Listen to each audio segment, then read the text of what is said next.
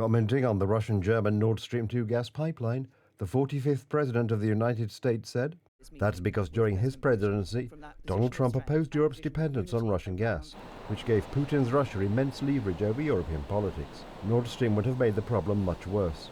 I believe that Germany's going to be getting Up to 70% of Germany's energy will come from Russia. How can you act from a position of strength when someone has such power over your country? You have given away all your power. I think it's very bad for Germany, and I don't think it's good for NATO. when somebody has that kind of power over your country. Back in 2019, the administration of President Trump imposed sanctions on the Nord Stream 2 pipeline under construction, including the companies involved in the project. As a result, the Swiss company Allseas withdrew its 2 seabed pipelaying vessels from the project. Despite protests from Berlin-dominated Brussels, the sanctions brought construction to a halt. One były niezwykle skuteczne. They were extremely effective. Companies from all over the world, although not directly affected, fear that if they were in the immediate vicinity of those interested in this investment, sanctions would inevitably befall them.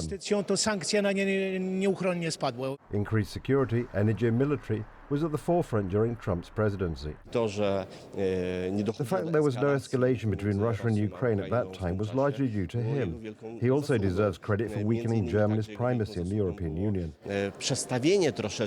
Gas supplies from American shale, initiated by President Trump, had begun to arrive in Europe.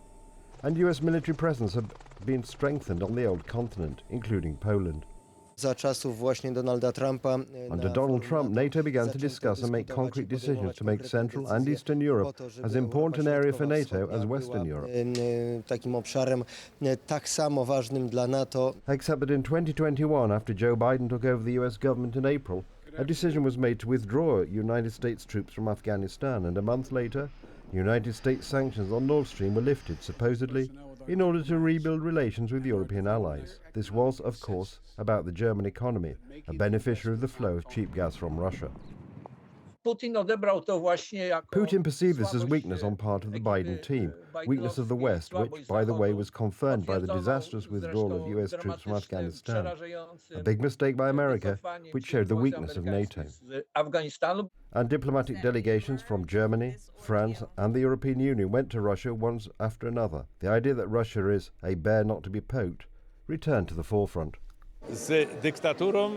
You have to talk to dictatorships from a position of strength. The fundamental mistake of Western democracies is starting with appeasement, engaging with a lot of good faith.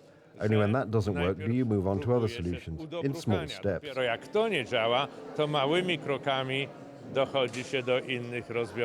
2 years ago, after the start of the full-scale Russian aggression against Ukraine, it turned out that Donald Trump had been right. Trump is a champion of common sense. And in the meanders of complex politics, especially global politics, as we know, this common sense is increasingly scarce.